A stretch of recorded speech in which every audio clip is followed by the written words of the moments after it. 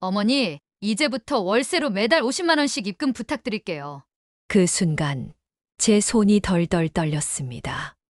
아들을 믿고 전 재산을 넘긴 제가 이젠 세입자가 되어 있었던 겁니다. 재훈아, 너 정말 그렇게까지 해야겠니? 하지만 아들은 끝내 나를 외면했습니다. 제 가슴은 산산이 조각나는 것 같았습니다. 안녕하세요. 오늘의 사연은 단순한 재산 다툼을 넘어 가족이 어디까지 믿을 수 있는 존재인지에 대해 묻습니다. 구독과 좋아요, 댓글로 여러분의 생각도 함께 들려주세요.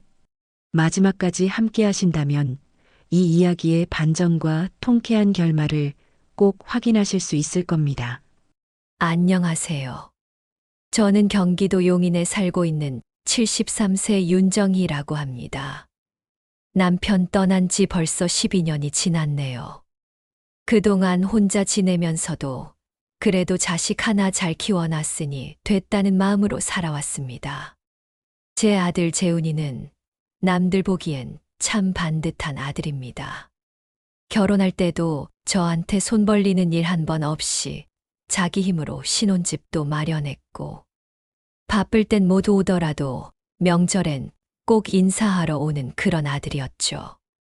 그래서 저는 이 아이한테라면 뭐든 다 맡길 수 있다고 믿었습니다. 몇 년 전부터 재훈이 부부가 절 설득하기 시작했어요. 어머니, 지금 집과 땅을 제 명의로 미리 넘기면 나중에 세금도 줄고 어머니도 편하게 사실 수 있어요. 그 말이 어찌나 그럴싸하게 들리던지요. 나도 이제 나이도 있고 애들 편하게 해줘야지 하는 마음에 결국 제가 살아오며 모은 집과 땅, 남편이 남긴 재산까지 전부 아들 명의로 넘겨줬습니다. 그땐 그게 당연한 효도라 믿었습니다. 그런데 지금 그 아이 집에 들어와 같이 살게 된 저는 매달 50만 원의 월세를 요구받고 있는 세입자 신세가 되어버렸습니다. 이게 정말 가족이 맞는 걸까요? 저는 평생을 아껴서 자식 공부시키는 게 부모 도리라고 믿고 살아왔습니다. 남편은 15년 전 위암으로 먼저 세상을 떠났습니다. 그날 이후로 혼자 지탱해야 했던 삶은 말로 다 못할 만큼 버거웠지만 재훈이만 잘 되면 나 혼자쯤은 괜찮다고 하루하루를 버텼습니다. 동네 시장에서 떡볶이 장사를 하던 시절이 있었어요. 겨울이면 손이 얼어서 떡을 자를 힘도 없었지만 아들이 고3일 땐 따뜻한 도시락이라도 챙겨주려고 매일 새벽같이 일어났습니다. 우리 아들 힘내야지. 밥심이 최고야. 그땐 그렇게 말하면서 제가 더 기운을 냈지요. 남편과 함께 살던 집은 오래된 단독주택이었는데 남편 생전에 조금씩 모아둔 돈으로 살던 땅이 있었고 몇 년 전부터 그 일대에 재개발 이야기가 슬슬 돌기 시작했습니다. 부동산에서 앞으로 많이 오를 겁니다라는 말을 하길래 언젠가 재훈이 결혼하면 도움될 수 있겠다 싶어 그냥 그대로 뒀어요. 그 땅이 지금은 15억이 넘는다는 소리를 들었지만 그게 제겐 그저 애들 뒷바라지 용일 뿐이었습니다. 재훈이가 결혼할 땐 신부가 참 야무지고 또 부러졌어요. 어머님, 제가 재훈이 잘 챙기고 어머님께도 자주 연락드릴게요. 그 말이 참 믿음직스러워 보여서 눈물이 날 뻔했죠. 결혼 초반엔 종종 김치도 가져가고 반찬거리도 챙겨다 주곤 했습니다. 며느리 윤진이는 늘 감사하다고는 했지만 그 감사 인사가 점점 의무처럼 들리기 시작한 건 재산 얘기가 오가고 난 이후부터였던 것 같습니다. 3년 전 재훈이가 어느 날 찾아와 조심스럽게 말을 꺼냈습니다. 어머니, 요즘 세금이 진짜 무서워요. 차라리 아버지가 남기신 땅이랑 집, 지금 제 명의로 정리해 놓으면 나중에 부담이 덜할 거예요. 어머니가 사시는 데는 당연히 문제 없게 할 테니까요. 걱정 마세요. 처음엔 너무 이른 거 아니냐고 했더니 요즘은 미리 증여 안 해두면 진짜 손해예요. 어머니도 나중에 세금 걱정 없이 편히 사시라고 그러는 거예요. 그렇게까지 말하니까 거절할 수가 없더라고요.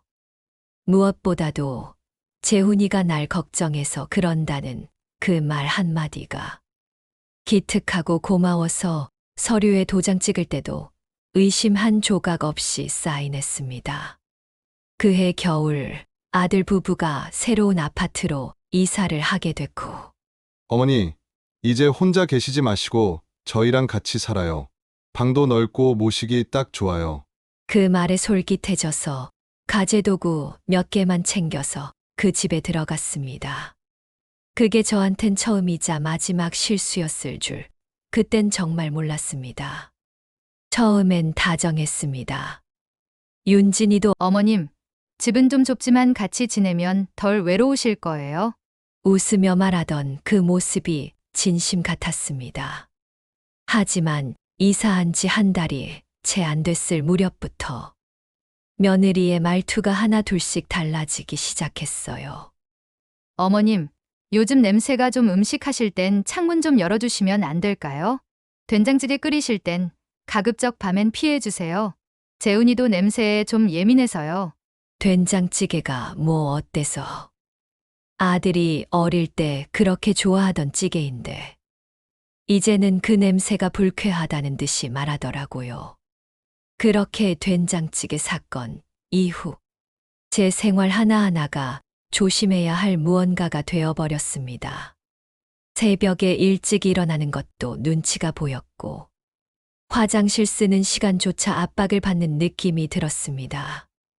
재훈이는 늘 이렇게 말했습니다. 어머니, 윤진이도 스트레스가 많아서 그래요. 너무 예민하게 받아들이지 마세요. 집안에 여러 사람이 같이 살면 서로 조금씩 불편한 건 당연한 거잖아요. 당연한 걸까요? 제가 거기서 사는 사람이 아니라 얹혀있는 존재라는 느낌은 왜 자꾸만 드는 걸까요? 그런데 이상하게도 그 무렵부터 윤진이의 눈빛과 말투가 조금씩 달라지기 시작했습니다. 어쩐지 말을 아끼고 눈치를 보는 듯한 낯선 분위기였죠. 혹시 내가 뭔가 민폐가 되고 있는 건가? 그런 생각이 그땐 그냥 기분 탓인 줄만 알았습니다. 하지만 지금 돌이켜보면 그건 단순한 예감이 아니었습니다. 그건 무언가를 요구하려는 준비 과정이었는지도 모르겠습니다. 며칠 전 일이었습니다. 윤진이가 퇴근하자마자 제 방 앞에서 조심스럽게 문을 두드렸습니다. 어머님, 잠깐 시간 괜찮으세요? 드릴 말씀이 있어서요. 낯선 말투였습니다. 예전처럼 어머님 식사하셨어요? 라는 다정함은 사라지고 마치 회의라도 하자는 듯한 말씨였죠. 거실 소파에 마주 앉자 윤진이가 바로 본론을 꺼냈습니다. 어머님, 저희가 요즘 살림이 많이 빠듯해요. 재훈이 월급도 고정이고 저는 계약직이라 매달 고정 지출이 꽤 많거든요. 그래서 이 말 드리기가 좀 송구하지만요. 앞으로는 어머님께서 월세 형태로 생활비를 좀 도와주시면 어떨까 싶어요. 그 순간 머리를 세게 얻어맞은 기분이었습니다. 입에서 아무 말도 나오지 않았습니다. 그저 윤진이의 얼굴만 뚫어져라 바라봤지요. 어머님도 같이 지내시는 거니까 저희 둘만의 공간도 아니잖아요. 물세, 전기세, 가스비도 다 같이 쓰고 있으니까요. 그냥 50만 원 정도만 매달 마지막 주에 입금해 주시면 돼요. 그건 부탁이 아니었습니다.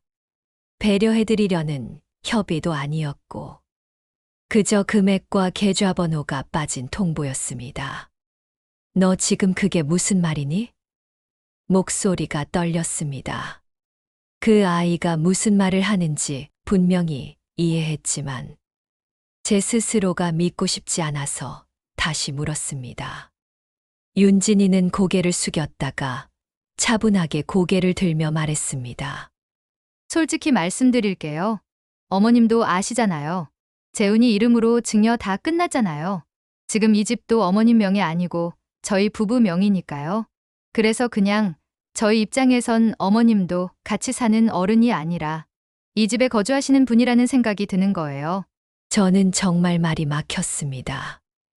27억짜리 재산을 고스란히 넘겨준 그 애가 이제 와서 날 거주자라고 부르고 집주인은 자기들이라고 말하고 있었습니다.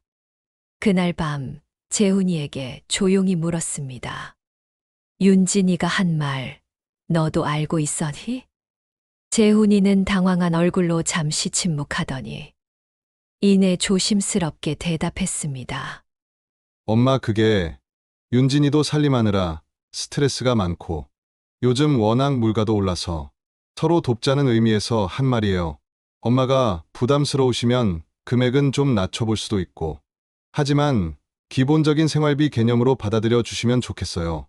그 말은 곧 엄마는 이제 우리 집에 얹혀 사는 입장이다라는 뜻이었습니다. 며느리는 더 이상 나를 어머님으로 부르지 않았습니다. 여기 같이 사시는 정희 어머님이라고 마치 제3자에게 누군가를 소개하듯 말했습니다.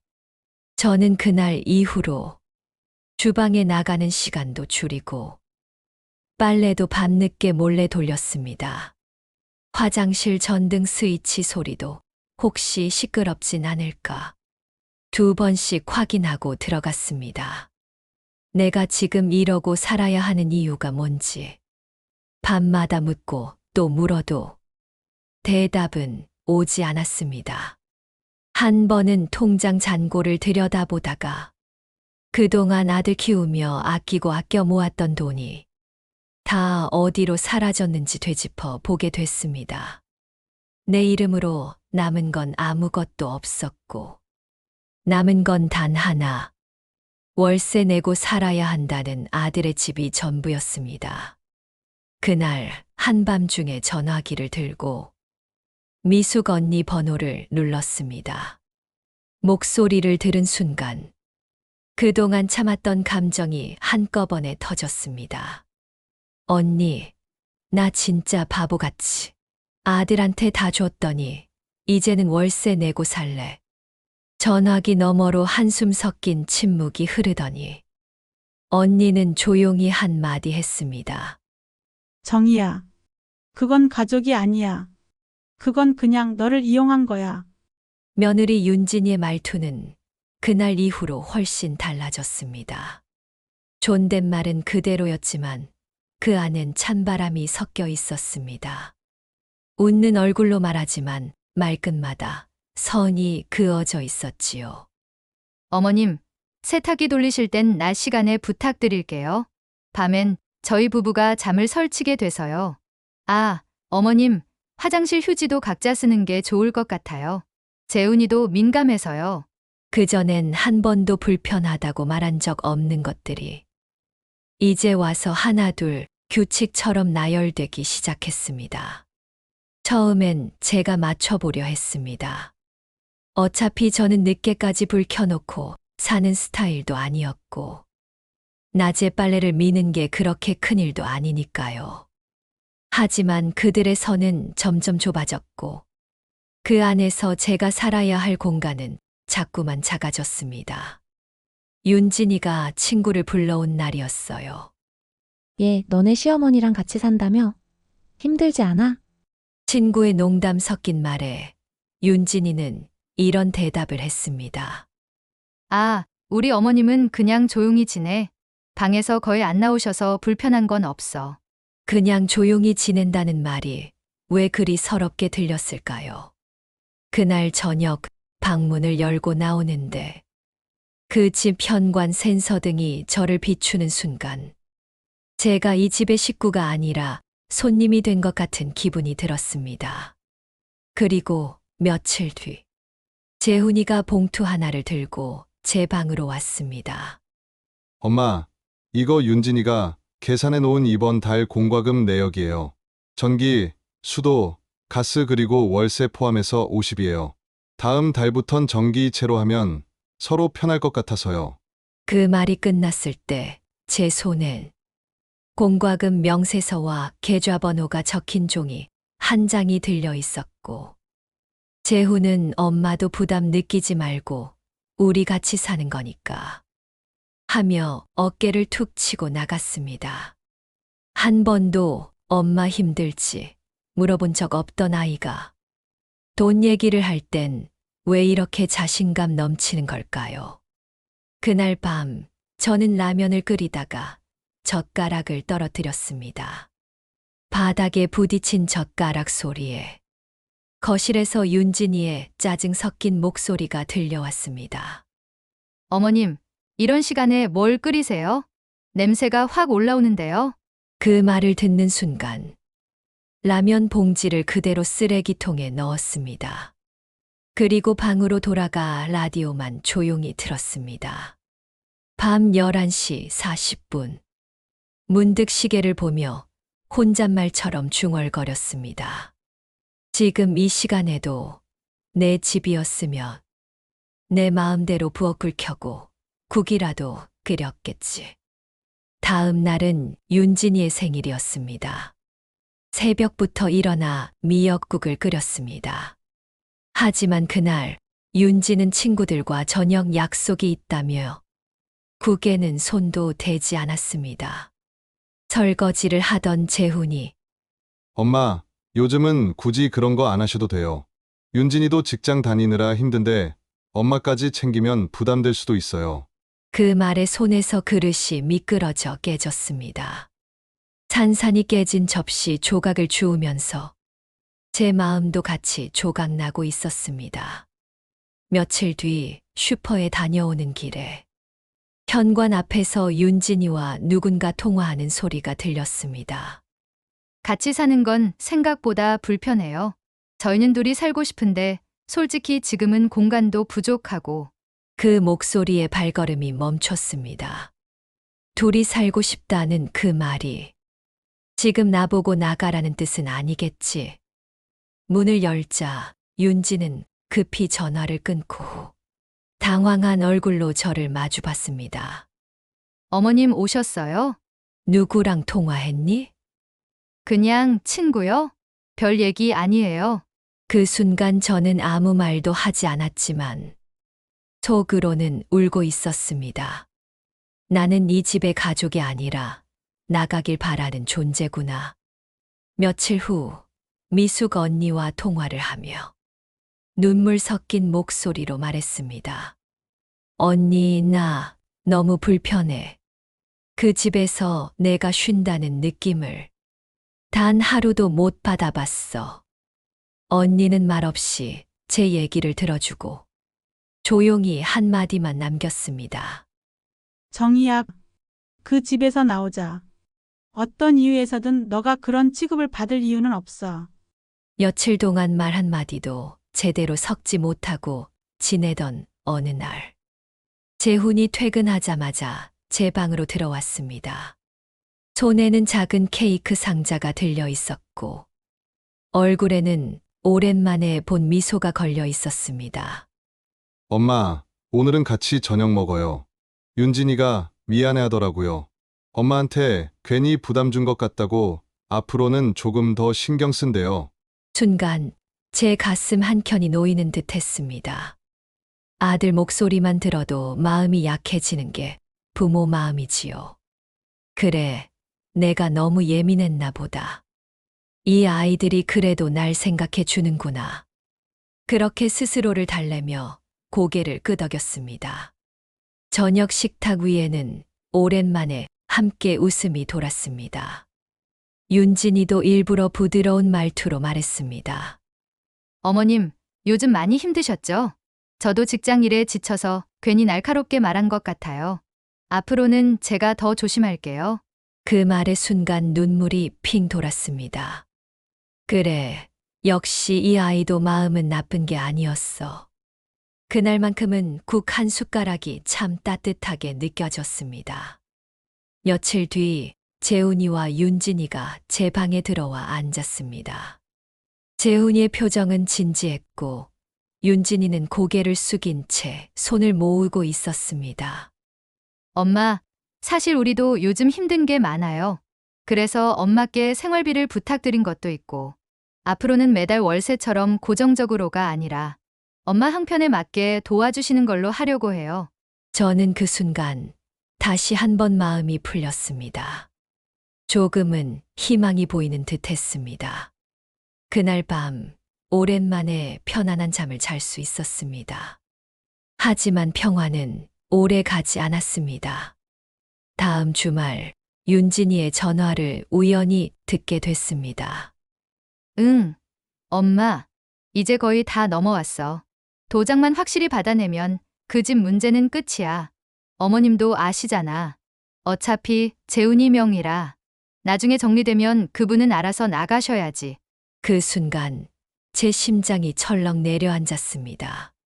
내가 듣지 못했어야 할 말이 귀에 꽂혀버린 것입니다. 저는 방으로 돌아와 오랫동안 손을 떨며 앉아 있었습니다. 이 아이들이 나를 가족으로 생각한다 했는데 결국 나를 내쫓을 생각을 하고 있었던 거구나. 며칠 전까지만 해도 희망이라 믿었던 화해는 이제 더 깊은 배신감으로 변했습니다. 잠시 웃음 지었던 저녁 식탁은 결국 폭풍 전야의 고요였던 것입니다. 며칠 동안은 집안이 조용했습니다. 재훈과 윤진이도 일부러 더 다정하게 말하는 듯 했고, 저 역시 굳이 마음을 다잡으며 괜찮다, 괜찮다 스스로를 다독였습니다. 역시 가족은 가족이구나. 내가 너무 예민했던 거겠지. 하지만 그 믿음은 오래가지 못했습니다. 어느 날 오후 우연히 윤진의 방문이 조금 열려 있었습니다. 들어가려던 건 아니었습니다. 그저 물 한 컵을 놓아주려다 책상 위에 놓인 문서를 보게 되었습니다. 굵은 글씨로 쓰인 제목, 증여 재산관리 계획안. 거기엔 제 땅과 집, 그리고 앞으로의 매각 계획까지 상세히 적혀 있었습니다. 심지어 향후 어머니 별도 거주지 마련 필요라는 문장까지. 숨이 막혀 그 자리에 얼어붙었습니다. 그 문서를 본 순간 윤진의 말과 행동이 모두 이해되었습니다. 이 집에서 절 밀어내기 위한 사전 작업이 이미 진행되고 있었던 것입니다. 저녁 식탁에서 일부러 아무 말도 하지 않았습니다. 하지만 윤진의 눈빛이 이상하게 빛나 보였습니다. 마치 제 눈치를 보는 게 아니라 내가 언제 눈치채나 기다리는 듯한 눈빛이었지요. 며칠 후 재훈이 술에 취해 들어온 날이 있었습니다. 거실에서 신발을 벗으며 중얼거렸습니다. 내가 이렇게까지 해도 엄마는 몰라. 결국 집이랑 땅은 내 이름이니까 뭐 어쩔 수 있나. 그 말을 듣고 제 손이 덜덜 떨렸습니다. 아들 입에서 직접 듣는 순간 내가 이 집에서 더 이상 보호받지 못한다는 사실이 확실해졌습니다. 그날 밤 저는 미숙 언니에게 전화를 걸었습니다. 언니, 나 진짜 이상한 걸 봤어.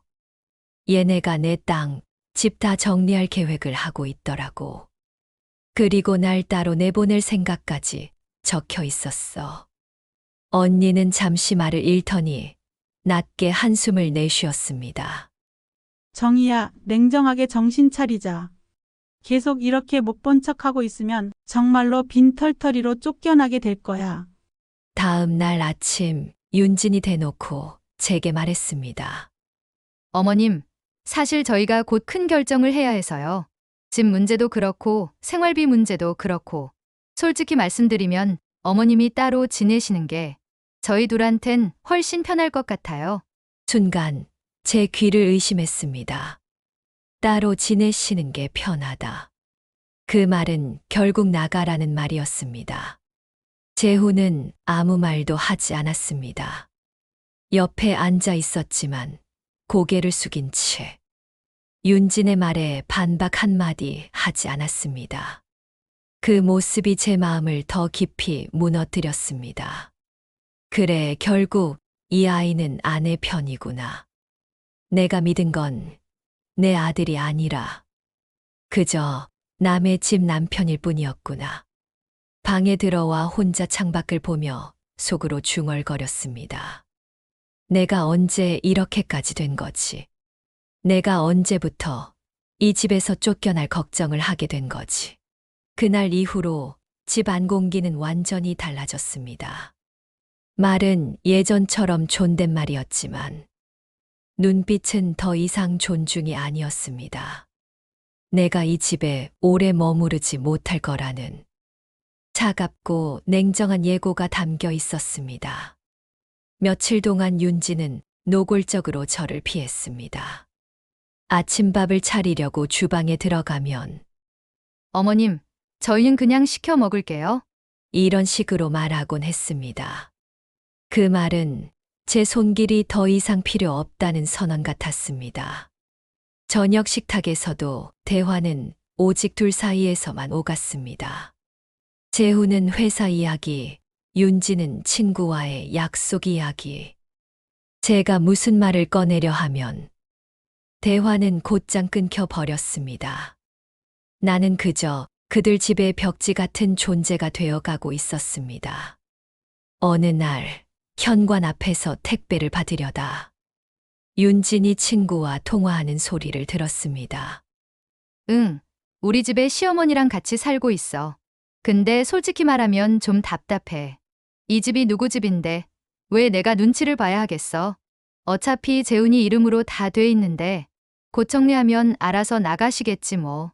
그 순간 제 손에 들린 택배 상자가 덜컥 떨어졌습니다. 마치 제 존재 자체가 곧 치워질 짐이라는 말 같았으니까요. 방에 들어와서 이불을 뒤집어 쓰고 울었습니다. 내가 왜 이렇게까지 돼야 하지? 내가 뭘 잘못했는데. 눈물은 멈추지 않았습니다. 며칠 후 윤진이 저를 방으로 불렀습니다. 그리고는 공과금 명세서와 계좌번호가 적힌 종이를 내밀었습니다. 어머님, 이건 지난달 사용분이에요. 전기세, 수도세, 가스비 합쳐서 12만 원이고 생활비 포함해서 총 50만 원입니다.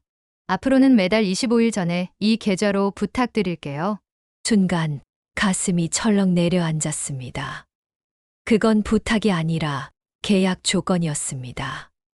내가 이 집에 머물려면 지켜야 하는 규칙. 마치 내가 세입자가 된 듯한 서류 한 장.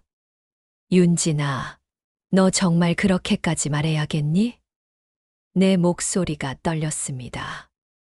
윤진은 미소조차 지우지 않은 채 말했습니다. 어머님, 말씀드렸다시피 저희도 솔직히 여유가 없어요. 어머님도 여기 사시면서 쓰시는 게 있으니까 이게 서로를 위해 깔끔한 거라고 생각해요. 그 순간 재훈이 방에서 나와 제 말을 막았습니다. 엄마, 괜히 오해하지 마세요. 이건 그냥 생활 정리 차원이에요. 엄마도 이제는 저희 집에서 얹혀 사는 분이잖아요.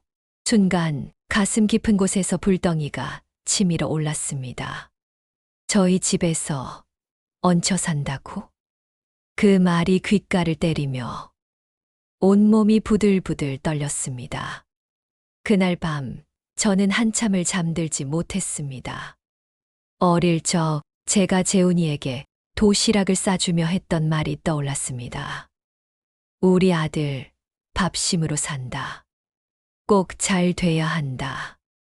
그렇게 키운 아들이 이제는 제가 먹은 밥값을 따지는 사람이 되어 있었습니다. 방 안에서 혼잣말로 중얼거렸습니다. 이제 더는 못 참겠다. 내가 언제까지 얹혀 사는 사람 취급을 받아야 해. 다음 날 아침, 저는 평소처럼 국을 끓이고 있었습니다. 된장찌개 냄새가 퍼지자 윤진이 거실에서 날카로운 목소리로 말했습니다.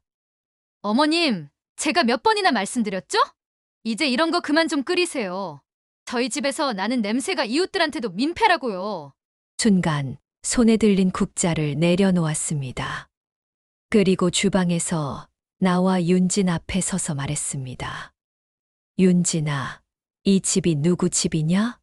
윤진은 당황한 듯 눈을 깜빡였지만 곧 냉소를 지었습니다. 어머님, 이 집은 재훈이 명의잖아요. 그러니까 제 남편 집이죠? 왜요? 그래. 네 말이 맞다. 그 집, 그 땅 다 네 남편 이름으로 돼 있지. 근데 잊지 마라. 그게 원래 누구 거였는지. 순간 윤진의 얼굴이 굳어졌습니다. 재훈도 당황한 듯 달려와 제 팔을 잡았습니다. 엄마, 왜 이렇게 예민하게 구세요? 괜히 큰 소리 내지 마세요. 저는 재훈의 손을 뿌리치며 소리쳤습니다. 내가 너 믿고 다 넘겨줬잖아. 너가 그렇게 말하니까. 내가 한평 남집 방에서 눈치 보며 살고 있잖아. 이게 다 뭐야? 내가 바보지. 내가 바보였어. 순간 집 안 공기가 얼어붙었습니다. 윤지는 제 눈을 똑바로 보며 말했습니다. 어머님, 그렇게 말씀하실 거면 차라리 나가시는 게 낫겠네요. 그 말에 제 온몸이 전율했습니다. 나가라, 드디어 그 말이 나왔습니다. 하지만 이상하게도 눈물이 나오지 않았습니다. 대신 차가운 각성이 밀려왔습니다. 그래, 이제 알겠다. 내가 이대로 계속 있으면 진짜 거지가 되겠구나. 그날 밤, 저는 조용히 서랍을 열고 서류철을 꺼냈습니다. 예전에 변호사 사무실에서 받은 종이들. 증여 계약서, 사본이 거기에 고스란히 남아 있었습니다. 손끝이 떨렸지만 눈은 오히려 맑아졌습니다. 그래, 이제는 내가 지킬 차례다. 내 재산, 내 인생 내 손으로 되찾아야지. 그날 밤 서류철을 꺼내 들고 한 장 한 장 넘겼습니다.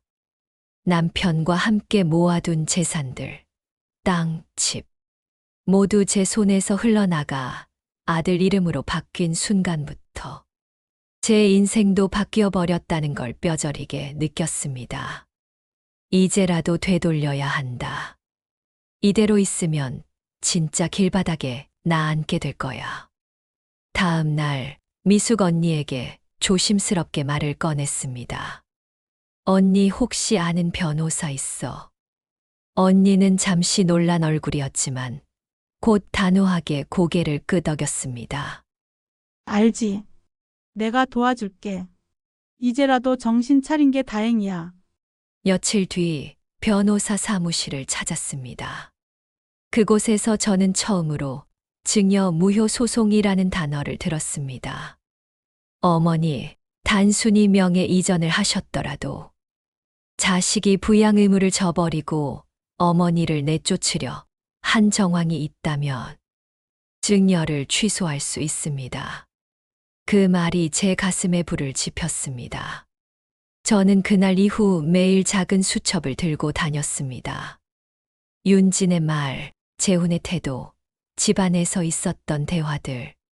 하나하나 날짜를 적어 내려갔습니다. 휴대폰으로는 몰래 대화 녹음도 시작했습니다. 어머님, 이번 달도 잊지 마시고 50만 원이요. 엄마, 우리도 힘든데 이건 당연한 거잖아요. 그 말들이 녹음기에 차곡차곡 쌓였습니다. 처음엔 손이 떨려서 녹음 버튼을 누르기도 힘들었지만 내가 살아남으려면 이 방법뿐이다라는 생각에 이를 악물었습니다.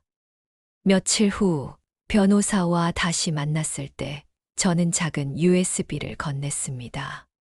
이 안에 다 들어 있습니다. 제가 당한 말 다 증거로 모아뒀습니다. 변호사는 고개를 끄덕이며 말했습니다. 잘하셨습니다. 이제는 준비가 끝났네요. 곧 정식으로 대응할 수 있을 겁니다. 그날 밤 제 방 창문을 열고 하늘을 올려다봤습니다. 여보, 이제라도 내가 우리 재산 지킬게요. 당신이 남긴 걸 이렇게 허무하게 빼앗기진 않을게요. 며칠 뒤 집으로 법원에서 보낸 서류가 도착했습니다. 재훈이 그 종이를 펼쳐보더니 얼굴이 하얗게 질렸습니다. 엄마, 이게 뭐예요? 소송, 증여 취소 소송이라고? 엄마, 이게 다 무슨 뜻이에요? 윤진도 옆에서 눈이 휘둥그레졌습니다. 어머님, 이건 너무하신 거 아니에요? 우리가 얼마나 신경 써드렸는데 이걸 배신으로 갚으세요? 저는 차분하게 대답했습니다. 배신, 그 말은 내가 해야 할 것 같다. 내가 너희한테 다 줬더니 돌아온 건 월세 내라는 말뿐이었잖아. 가족이 아니라 세입자로 취급하면서 누가 누구를 배신했다고 하니? 재훈은 머리를 감싸주며 중얼거렸습니다. 엄마, 제발 이러지 마세요. 우리 체면이 뭐가 되라고. 하지만 이미 돌이킬 수 없는 상황이었습니다. 변호사는 차근차근 증거를 내밀었고 윤진이와 재훈이 내뱉은 말들이 기록된 녹음 파일이 법정에서 큰 울림을 주었습니다.